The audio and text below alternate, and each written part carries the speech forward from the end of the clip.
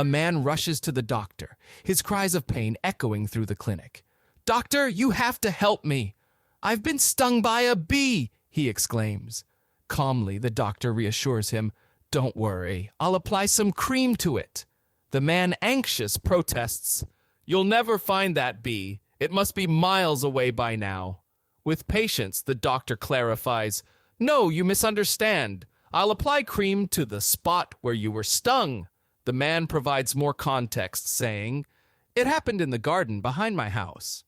Growing slightly frustrated, the doctor insists, No. I mean, on which part of your body did the bee sting you?" The man, still in pain, confesses, "On my finger. The bee stung my finger, and it's really painful." The doctor, seeking more details, queries, "Which finger?" The man, now flustered, retorts, "How am I supposed to know? All the bees look the same to me."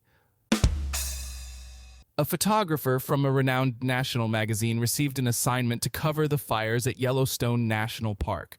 Upon arrival, he realized that the thick smoke would hinder or even prevent ground-level photography.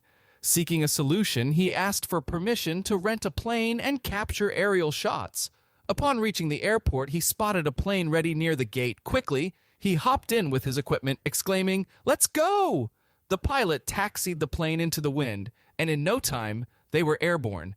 The photographer instructed, "Fly over the park and make 2 or 3 low passes so I can capture some pictures." Puzzled, the pilot asked, "Why?" The photographer, focused on his mission, replied, "Because I am a photographer, and photographers take photographs." A moment of silence passed before the pilot, somewhat embarrassed, stammered, "You mean you're not the flight instructor?" 3 soldiers, recently returned from their duties in the Falkland Islands, stood at attention in the musty, oak-lined office of their commanding officer. These men, hailing from different units, were recognized for their bravery and exceptional service during the conflict. The first, a seasoned Special Forces commando adorned with scars mapping his tours, was called forward. The commander presented him with a proposition. "For your outstanding service, we're offering compensation of $100 for every inch on your body from one chosen point to another." Eagerly, the commando snapped to attention and declared, "Sir, measure from the top of my head to the tips of my toes." The commander used a tailor's tape, and the verdict was 70 inches, earning the commando $7,000. Next in line was a confident Marine who stepped up with arms spread wide. He requested, "Sir, measure from the fingertip of my left hand to the fingertip of my right hand, both arms outstretched." The commander, surprised but obliging, stretched the tape, and the Marine's quick thinking earned him $7,500 with a measurement of 75 inches. Finally, the third soldier, an explosives expert, stepped forward and said, "Sir, I'd like to be measured from the tip of my private to the end of my testicles." A moment of silence enveloped the room, and the 2 other soldiers exchanged glances as the commander raised an eyebrow. Resignedly, he knelt to fulfill the request, but upon standing up, he exclaimed, "Good heavens, man, where are your testicles?" The explosives expert smiled and replied, "Back in the Falkland Islands, sir." 2 elderly ladies were seated comfortably on a patio, engrossed in a conversation about their respective grandchildren. The first lady expressed her frustration, saying, "I always send them gifts, greeting cards, and even checks, and yet they rarely come to visit me." The second older lady responded, "Well, that's odd. I also send checks to my dear grandchildren, and they seem to come and visit me quite frequently. You're so lucky to have grandchildren who appreciate your gestures more than mine respond to mine," said the first lady, sounding quite sad. The second older lady broke into a smile and said, "No, trust me, my grandchildren are just as appreciative as yours." Curious, the first lady asked, "So what's the secret then? Are the checks you send larger than the ones I send?" Looking quite surprised, the other older lady chuckled and replied, "No, not at all. The difference is I just don't put my signature on mine." The letter carrier was celebrating his last day on the job after 35 years of service. As he made his rounds, his customers greeted him with well wishes and small gifts. Arriving at the last house on the route, he approached the door. To his surprise, a beautiful woman in a negligee opened the door, invited him inside, and engaged in a passionate encounter. Afterward, she took him to the kitchen, where a breakfast buffet awaited. As he enjoyed his meal, he noticed a $1 bill under his saucer. Perplexed, he asked, "What's this for?" The woman replied, "Oh, that was my husband's idea. When I mentioned that you were retiring and I wanted to make you a nice breakfast, he said, 'Give him $1 and that's it.' So I decided to do both." Mr. Fenwood has a cow with no pasture, so he strikes a deal with his neighbor, Mr. Potter, to graze the cow in Potter's field for $200 per month. Despite several months passing, Fenwood hasn't paid Potter a dime.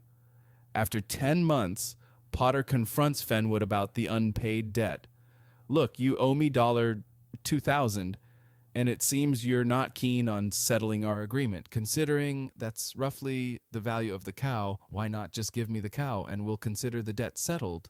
After a brief pause, Fenwood responds, "Let the cow stay one more month and we've got a deal." During their vacation, a tight-knit group of friends stumbled upon a grand 5-story hotel that caught their attention with a sign proclaiming, "For women only." Since they were on a girls' trip without their significant others, they decided to explore the unique hotel. The welcoming host explained the setup: 5 floors, each offering a different kind of man, and guests could stay on the floor that matched their preferences. Intrigued, the friends ventured to the first floor, where the sign indicated that all the men were assured and quite average-looking. They shared a chuckle, thinking they might find something more appealing on the next floor. Moving on to the second floor, the sign announced that all the men were short but very handsome. While intrigued, they weren't entirely satisfied and decided to explore further. The third floor sign revealed that all the men were tall but quite plain. After a brief debate, the friends, still seeking the ideal match, moved on to the next level. On the 4th floor, they were met with a sign that seemed perfect. All the men were tall and drop-dead gorgeous. Thrilled, they were about to settle down when curiosity got the better of them, prompting a realization that there was still one more floor to explore. With heightened anticipation, they ascended to the 5th and final floor, only to find a sign that read, "There are no men here." This floor was built only to prove that there is no way to please a woman. A lawyer returned home very late after an incredibly exhausting day, desperately trying to prevent a client's execution. Despite his efforts to secure mercy from the governor at the last moment, he faced disappointment. Tired and saddened, he entered his house to the complaints of his wife, who questioned the lateness of his arrival, criticized the cold dinner, and showed little empathy. Exhausted, and not in the mood for the usual arguments, the lawyer poured himself a glass of whiskey and sought solace in a long, warm bath. While he immersed himself in the tub, his wife continued with her sarcastic comments. Unbeknownst to him, the telephone rang, and his wife answered the call, learning the surprising news that the lawyer's client, James Wright, had been granted mercy. The execution was halted, and he wouldn't face hanging that evening. Realizing the challenging day her husband had faced, she thought of sharing the good news to lift his spirits. Opening the bathroom door, she found her husband, unclothed, bending down to dry his legs and feet. Attempting to convey the positive news, she cheerfully exclaimed, "They're dining right tonight." Startled, he turned around and emphatically responded, "For the love of God, woman, don't you ever stop." In the quiet depths of the night, beneath a barely noticeable moon, obscured by the cloudy sky, a taxi pulled up at the airport's curb. Its headlights pierced the darkness as a lone traveler emerged from the airport terminal. The weary traveler, a man of average build, settled into the back seat of the cab, his briefcase resting on his lap. He had just returned home from a business trip a full day earlier than expected, and a whirlwind of emotions stirred within him. He felt a blend of travel fatigue and a stronger, more profound emotion: suspicion. The taxi driver initiated the meter and inquired through the rearview mirror, "Where to, buddy?" The man provided his address. But then, as the city lights faded behind them, he found himself confiding more in the cabbie than he had intended. He spoke of his suspicions that his wife, the woman with whom he had shared many years of his life, might be involved in an affair. As they approached the familiar streets of his neighborhood, a plan began to take shape in the man's mind. He turned to the cab driver and made a request. "I need a witness. I'm going to confront her tonight. I have to know if my suspicions are true. Will you come in with me as my witness? I'll pay you $100." His voice barely rose above a whisper. The cab driver nodded, steering the taxi into the shadowy driveway. "You've got yourself a deal," he replied. Together they ventured toward the house, cautious and quiet, their footsteps almost inaudible. With each step, the husband's heart thudded like thunder in his ears. Upon reaching the bedroom, he took a deep breath, bracing himself for the potential revelation. He flicked on the lights and pulled back the blankets on the bed, revealing the scene he had feared all along. His wife, the woman he had loved and trusted, entangled with another man. Blinded by a mix of hurt and anger, the husband stumbled toward the closet, retrieving his shotgun. However, amidst the tumult of his emotions, he heard his wife's voice breaking through, filled with fear. She began to plead with him. She admitted to deceit, not just regarding her heart, but also their finances.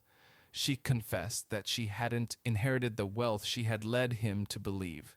Instead, their lavish lifestyle, the extravagant gifts she had given him, the sports car, the cabin cruiser, the lakeside property, and even the exclusive country club membership were all funded by the generosity of the stranger in their bed.